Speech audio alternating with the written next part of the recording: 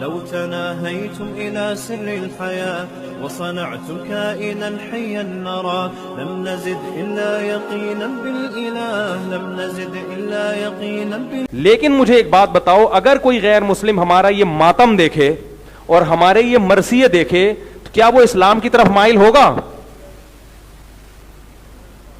مائل ہوگا؟ وہ بولیں گے ان کو کیا ہو گیا, یہ کیسا مذہب ہے؟ کیا حضرت حسین کی یہ تعلیمات تھیں؟ کتنے بزرگان دین ایسے ہیں ان کی زندگیاں دیکھ کے لوگ اسلام قبول کیا, انہوں نے نمازیں دیکھ کے, ان کے لائف اسٹائل دیکھ کے, مسلمانوں کا کلچر دیکھ کے.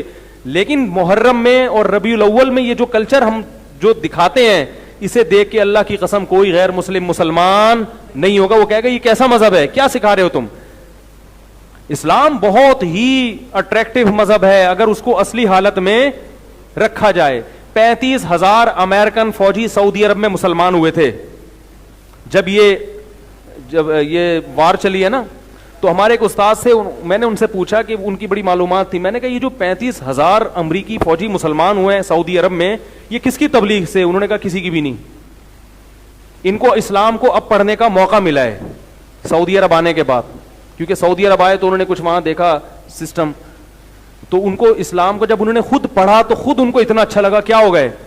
لیکن اگر وہ یہ پڑھیں گے یہ کالے کپڑے اور ماتم اور چھری اور چاقو اور دیگیں حلیم کی, یہ اسلام نہیں ہے میرے بھائی, یہ اسلام نہیں ہے.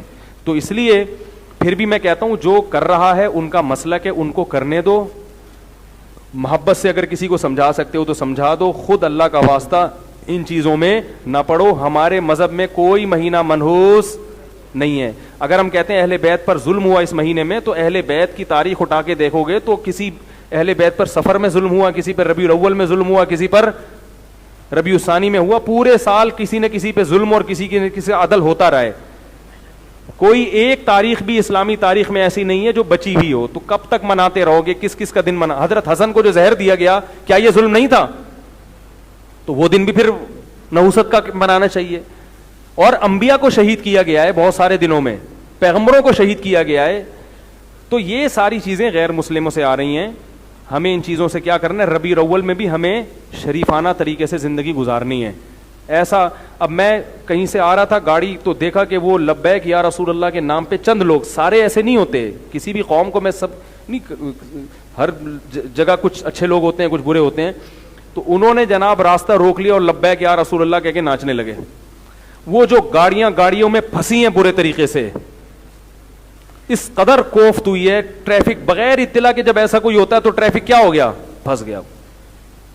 ارے بھائی اتنی بڑی ٹینشن, اتنا بڑا عذاب کہاں سے نکلیں؟ میں اس وقت سوچ رہا تھا اس وقت کوئی بیمار ہوا, کوئی عورت پریگنینسی میں ہے, اس کو ہاسپٹل لے کے جا رہے ہیں, کسی کو ہارٹ کا اٹیک ہوا, اس کو وہ تو لبیک یا رسول اللہ کے نعروں میں, اور کوئی گورا آ کے دیکھ لے, وہ بولے ہمارے ہاں تو ٹریفک جام بھی ہوتا ہے تو ہم لائن سے نہیں ہٹتے, اور تمہارے ہاں نبی کے نام پہ جب چاہو روڈ بلاک کر کے کھڑے ہو جاؤ. تو اسلام تو میرے بھائی مینجمنٹ سکھاتا ہے.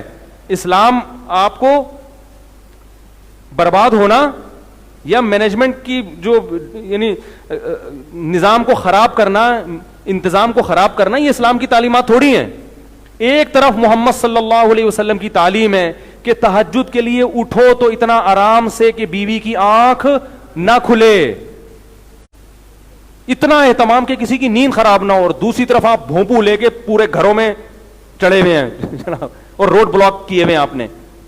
احتجاج اگر روڈ بلاک کر کے کرنا ہے تو اس کے پہلے ہی انتظام ہونا چاہیے. بھائی یہ آلٹرنیٹ راستہ ہے گاڑیوں کے نکلنے کا, یہاں سے یہاں تک فلاں دن کنٹینر لا کے رکھا جائے گا, ٹھیک ہے نا, اس کنٹینر میں اتنے لوگ ہوں گے اور وہ اس طرح سے اتنا بڑا جلسہ ہوگا, اور پھر اس کا متبادل ایک دم لا کے لبیک یا رسول اللہ کے نام پہ سب کھڑے ہو گئے اور ایک دم ایسی کی تیسی ہو.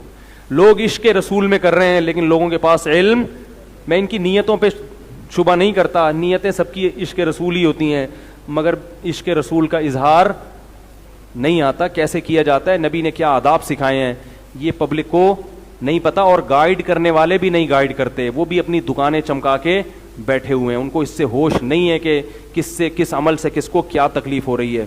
آپ صلی اللہ علیہ وسلم نے ایذائے مسلم کے مسلمان کو آپ کے کسی عمل سے تکلیف نہ ہو اس کا بے انتہا خیال. کے بھی تھائی لینڈ میں ایک جگہ مسجد ہے, وہ اذان دے رہے ہیں تو اتنی دور دور تک اذان کی آواز جا رہی ہے. میں نے ان لوگوں سے کہا, میں نے کہا بھائی اتنی زور سے اذان دینے کی ضرورت بولو بھائی نہیں ہے. تمہیں اگر مذہبی آزادی دے دی اس حکومت نے تو اتنا نہیں کہ آدھے ملک کو اپنی اذانیں سنانا شروع کر دو. اپنے محلے تک اذان کی آواز کو کیا رکھو. آزادی کا ناجائز فائدہ اٹھاتا ہے مسلمان. آپ کو ایک کافر ملک نے آزادی دے دی اذان دینے کی تو اب تمیز سے اذان دے دو جتنا نارمل ہوتی ہے. جگہ جگہ جا کے نا مائک لگائے ہوئے ہیں روڈوں پہ بھی. ارے ان غیر مسلموں کو کیوں سنا رہے ہو اپنی اذان بھائی؟ پھر یقین کیا نکلے گا؟ وہ کمپلین کریں گے یار ہمارے آرام میں خلل ہو رہا ہے اور مذہبی منافرت پھیلے گی. تو مسلمان تمیز سے چلتا بولو نا نہیں ہے. بس وہ سمجھتا ہے میں چونکہ اللہ کی کبریائی پورے ملک میں بیان کر رہا ہوں ہے, اللہ کی توحید میں نے پورے بینکاک میں بیان کر دی, تو اللہ نے کب کہا ہے کہ میری کبریائی اس طریقے سے بیان کرو کہ پھر کل تم پر پابندیاں لگیں. اور چائنا میں مذہبی آزادی بہت تھی, وہاں جلسے شروع کر دیے لوگوں نے, ان جلسوں سے روڈ بلاک ہونا شروع ہوئے. چائنیز گورنمنٹ نے کیا لگا دی؟ پابندی لگا دی. تمیز سے کوئی کام ہی نہیں ہوتا ہم لوگوں سے. اللہ تعالیٰ حفاظت فرمائے. ہوا و حرص والا دل بدل دے, میرا غفلت میں ڈوبا دل بدل دے.